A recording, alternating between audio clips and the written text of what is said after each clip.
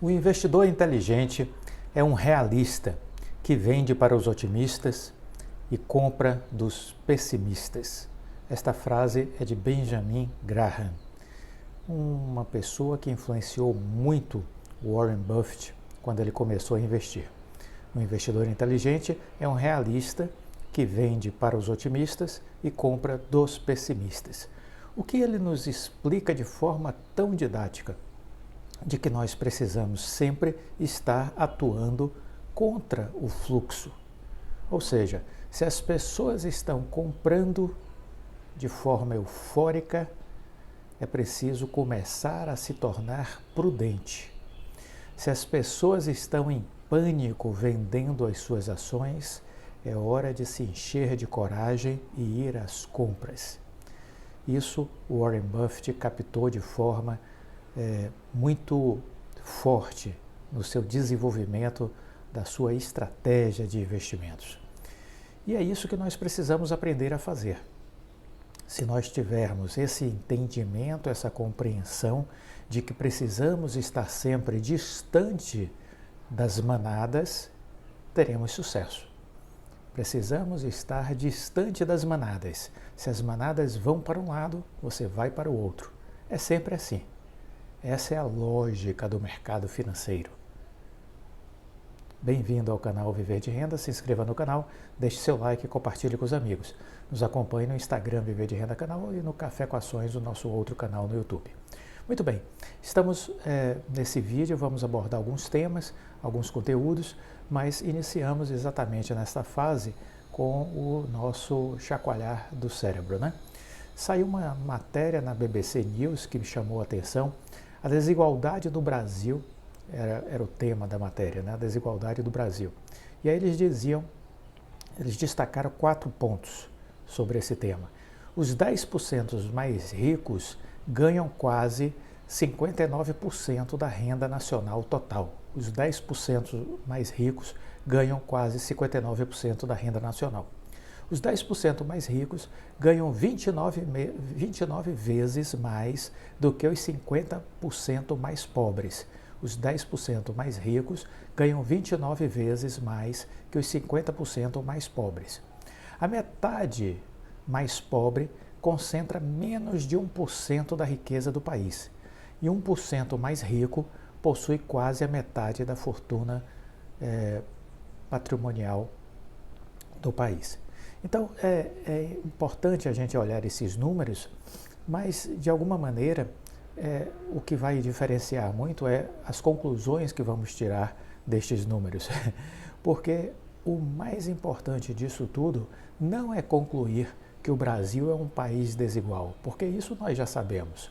E, na verdade, se formos olhar o mundo é um lugar desigual. E não poderia ser diferente. Né? As pessoas são diferentes, então cada um vai crescer e se movimentar num ritmo diferente. O que se observa é que nos países desenvolvidos a diferença entre os mais ricos e os mais pobres é menor. Nos países subdesenvolvidos, aí é o caso do Brasil, é maior a diferença entre os mais ricos e os mais pobres. Por outro lado, o que é importante, ao meu ver, entender de uma maneira muito simples é de que o conhecimento é um diferencial competitivo. Então não adianta pura e simplesmente dizer, olha que coisa horrível, a metade mais pobre concentra menos de 1% da riqueza do país. Olha que coisa horrível, os 10% mais ricos concentram quase 59% da renda nacional total. Mas isso faz sentido. Quanto menos educação você tem, mais pobre você será. E este é o grande problema do Brasil. Este é o grande problema do Brasil, o grande desafio. A pobreza existe e ela está associada e atrelada à falta de educação. Eu costumo, com uma certa frequência, destacar aqui que os programas de trainee remuneram pessoas que saem das faculdades, recém-formados, com salários a partir de R$6.000, R$6.500 por mês. Isso já é um salário diferenciado no Brasil, que poucos acessam, mas ele é uma realidade. Então a gente tem que entender que o que faz com que o Brasil seja um país pobre, um país desigual de forma muito profunda, é a falta de educação. Essa é a raiz de todos os problemas nacionais. Essa é a raiz de todos os problemas. E é isso que explica a profunda desigualdade que existe no Brasil.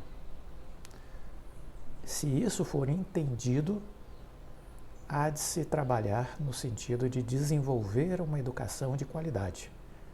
E hoje isso não é uma verdade, não era no passado, não é no presente.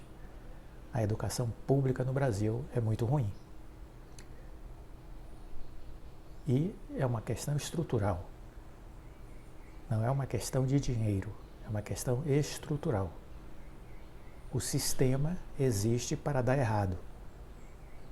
Isso atende a propósitos políticos, porque um povo deseducado, desinformado, incapaz de ter senso crítico, é fácil de ser manobrado pelo universo político. É fácil de não contestar as barbaridades que acontecem no nosso país. Não exercita a sua cidadania. Então, óbvio que isso atende a um objetivo de outros que estão aí se locupletando ao longo de décadas, né? Preciso entender. Por outro lado, nós individualmente podemos fazer o quê? Buscar a educação, buscar o conhecimento, fazer com que os nossos filhos tenham educação de qualidade, porque é isso que vai fazer com que eles se diferenciem, que possam construir uma carreira, uma trajetória profissional de sucesso. Essa é a reflexão que eu queria deixar no início desse vídeo. Muito bem, vamos falar um pouco sobre o varejo. O varejo volta a abrir lojas físicas, né? Então temos aí uma notícia importante. O varejo volta a abrir lojas físicas ao longo de 2021. E isso sinaliza perspectivas para 2022. Embora este ano tenha sido um ano que a Bolsa castigou profundamente o varejo. Um pânico demasiado, um pessimismo exagerado e toda correção profunda nos dá oportunidades de entrada. Foi isso que disse William Graham, né? Foi isso que ele disse. Benjamin Graham. Foi isso que Benjamin Graham disse. Foi isso que Warren Buffett aprendeu. Então veja, se temos profundas correções, essas são as horas de entrada. Essas são as horas de entrada. Nós vamos entrar e buscar boas empresas. Todas são boas? Não. Algumas são. Então vamos identificá-las, vamos tê-las no nosso radar. E são nessas horas de profundas correções, o Benjamin Graham nos ensina, são os momentos que a gente deve ir operar no contrafluxo. A multidão assustada sai das ações e a gente entra comprando as ações da multidão, da manada assustada. É isso que a gente tem que fazer. Então, veja, em julho deste ano, uma loja na Avenida Nossa Senhora Copacabana, no Rio de Janeiro, estava com sua fachada coberta com um enorme pano azul.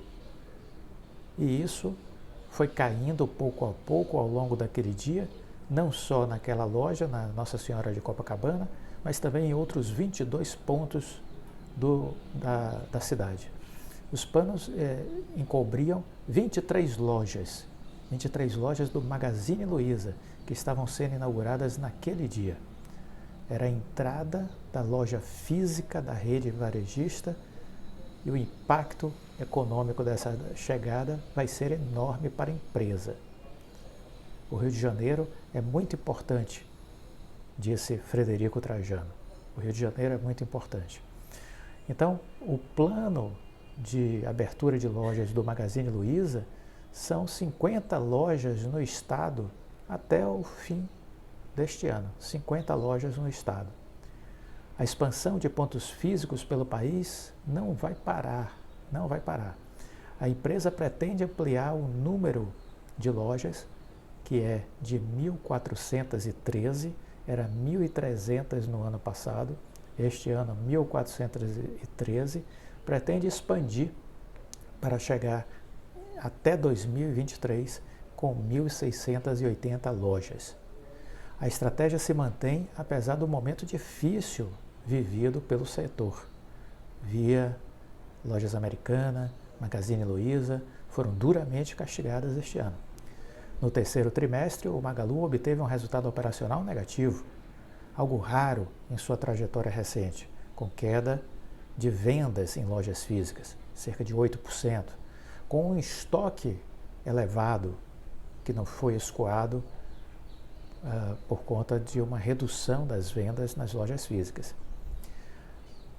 A aposta do Magalu em lojas físicas não é um fenômeno isolado. Havia a antiga ex-Via Varejo, que é a dona das Casas Bahia, do Ponto Frio, as Americanas, o Carrefour e outras grandes empresas do setor têm programado sucessivas aberturas de dezenas de lojas para os próximos anos.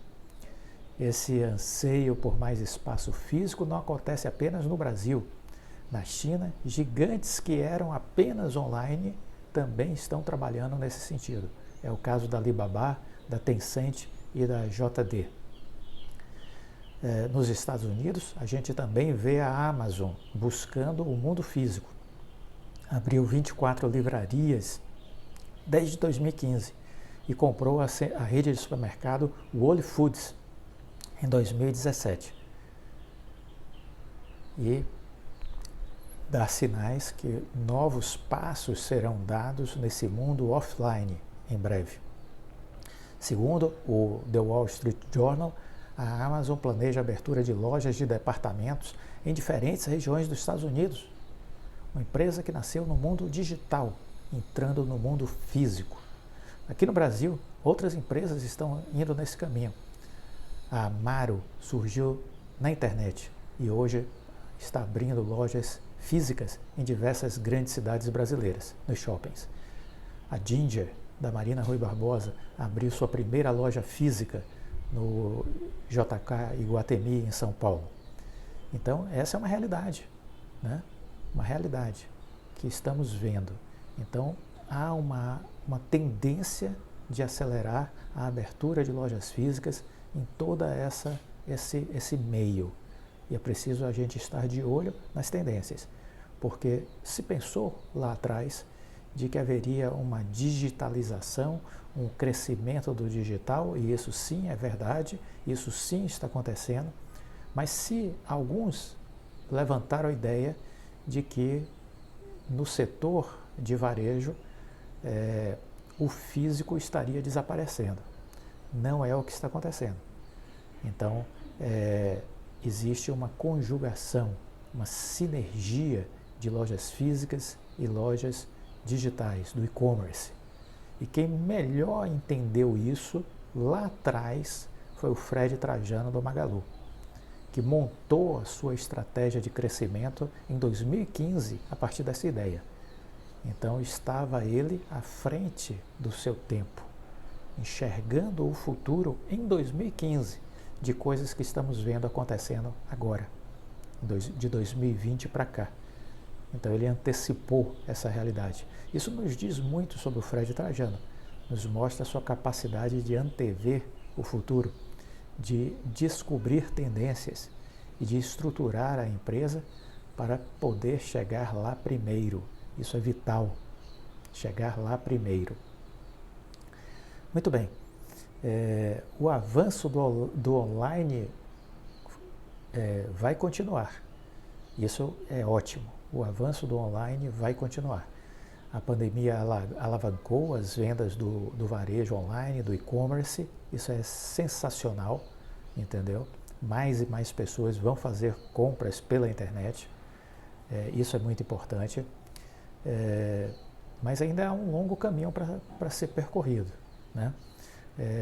As vendas do e-commerce em 2020 totalizaram quase que 88 bilhões de reais.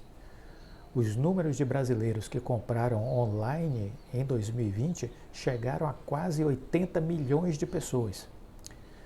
Os sites de e-commerce no Brasil chegaram a 1 milhão e 300 mil sites em 2020.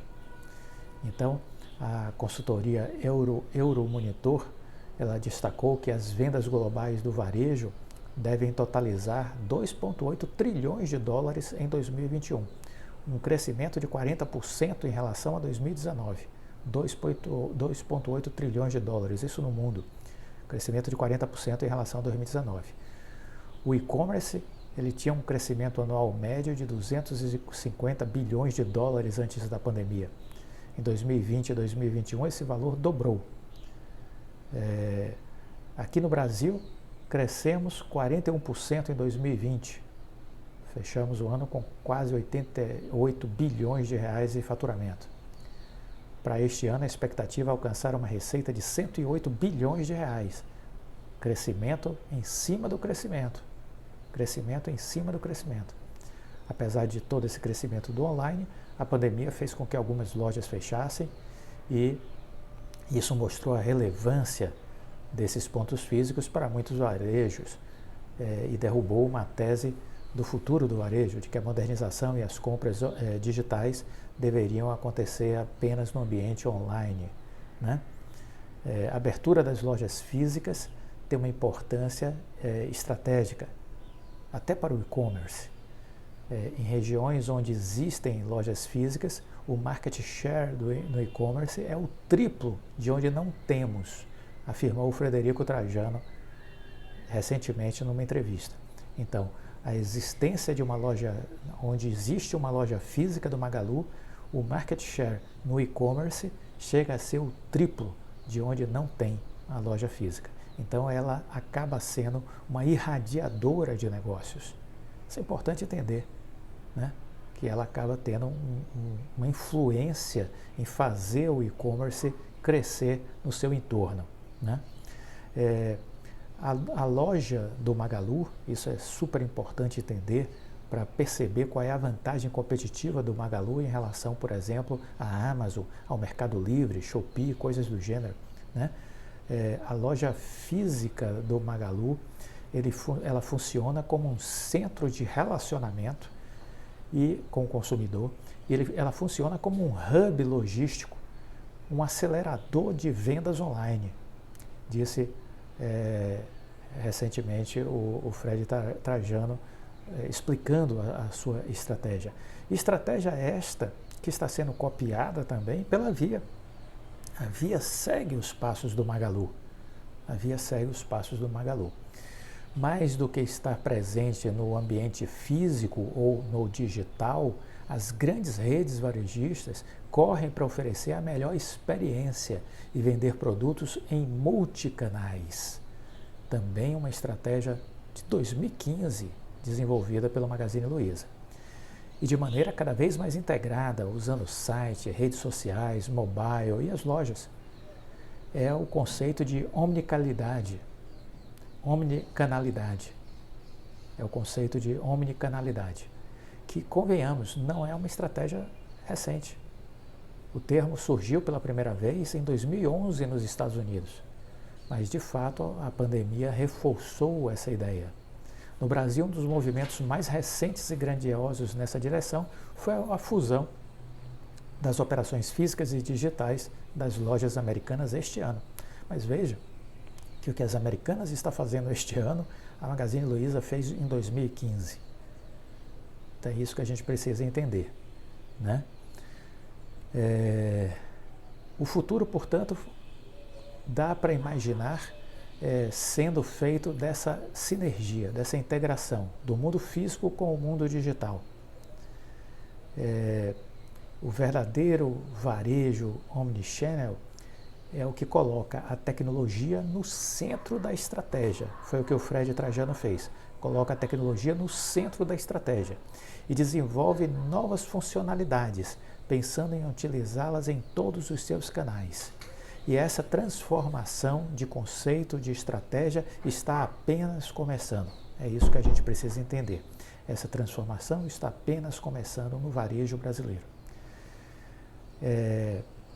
Existe, por exemplo, ferramentas básicas que estão sendo aprimoradas na omnicanalidade, como o Compre e Retire, que permite ao cliente comprar no site e se deslocar até a loja e retirar o produto. É algo que as redes antigas do varejo americano, como a Sears, já ofereciam 20 anos atrás. 20 anos atrás. No Brasil, muitas redes ainda vendem a ferramenta como um dos seus diferenciais, embora a omnicanalidade tenha muitas variantes. Um estudo da McKinsey Consultoria aponta que a evolução desse conceito pode ocorrer com base em 3 estratégias. Hoje, grande parte das redes se concentra na estratégia definida como comércio, a mais básica e inicial. Ela possibilita que o cliente faça suas compras em diferentes canais, oferece a opção de troca de produtos no site ou por meio das lojas físicas e possui ferramentas para o envolvimento e para a fidelização do cliente. As campanhas de marketing nesse primeiro estágio têm como foco o produto, com ações que ressaltam suas qualidades e destacam as ofertas para todos os clientes. No estágio seguinte, a omnicanalidade existe a estratégia de personalização. O foco deixa de ser apenas a qualidade do produto e passa a ser a necessidade de um grupo de clientes. Nesse caso, as ofertas e as campanhas de marketing são segmentadas para pessoas de mesma faixa etária, gênero, direcionadas aos que estão mais propensos a comprá-las com base nos seus históricos. Aí entra, inclusive, o uso da inteligência artificial para ajudar nessa compreensão de diversos perfis. Nesses estágios, as compras são totalmente integradas e o cliente consegue comprar, pagar e trocar produtos em qualquer canal sem atritos, sem dificuldades. No último estágio, a omnicanalidade tem como estratégia a criação de um ecossistema. Nesse cenário, a oferta de produtos é ainda muito mais personalizada para cada cliente e funciona de uma maneira muito dinâmica, adequando-se ao que o cliente está sentindo e fazendo naquele dia. Nessa estratégia, a empresa mantém um contato com o cliente que ultrapassa o momento da compra. Esse contato acontece com a criação de uma comunidade com conteúdo e experiências. Um exemplo já bem desenvolvido nessa área é o da americana Nike, que usa aplicativos como o Nike Run Club e o Nike Training Club para estar presente na rotina de exercícios dos seus clientes e promover assim encontros entre grupos de corridas e eventos. Enquanto essa estratégia da omnicanalidade passa por mudanças, ajustes, aperfeiçoamentos, o grande campo de batalha das gigantes do setor hoje está no ambiente online.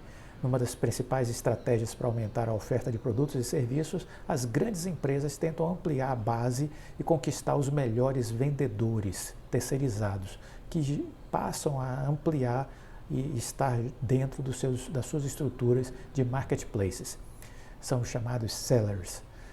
Americanas S.A., Magazine Luiza, Via, já ultrapassam a marca de 100 mil vendedores em suas plataformas.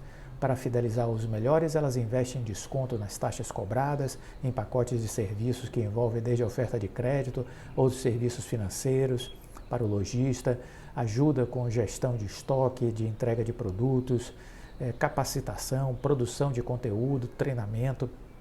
Esse mercado vem ganhando mais competição a partir de 2021 com o avanço dos estrangeiros. O e-commerce Shopee de Singapura, que desembarcou no país em 2019, divulgou que já tem mais de 1 milhão de micro, pequenos e médios empreendedores brasileiros na plataforma. Em agosto, a chinesa AliExpress, que faz parte do grupo Alibaba, anunciou a abertura do seu site para vendedores brasileiros e anunciou a abertura de seu site também para vendedores, né? Para atrair lojistas, a empresa divulgou taxas abaixo da média de mercado e um serviço de logística integrado, com frete gratuito nas compras acima de R$50. O Mercado Livre, pioneiro nesse segmento, possui mais de 12 milhões de sellers em sua plataforma, vem ampliando a parceria com grandes marcas e, ao mesmo tempo, investindo para formalizar os vendedores que não atuavam como pessoa jurídica, inclusive o que motivou processos junto à Receita Federal, junto à Justiça, em função do não recolhimento de impostos e tudo mais. Existem processos contra o Mercado Livre nesse sentido.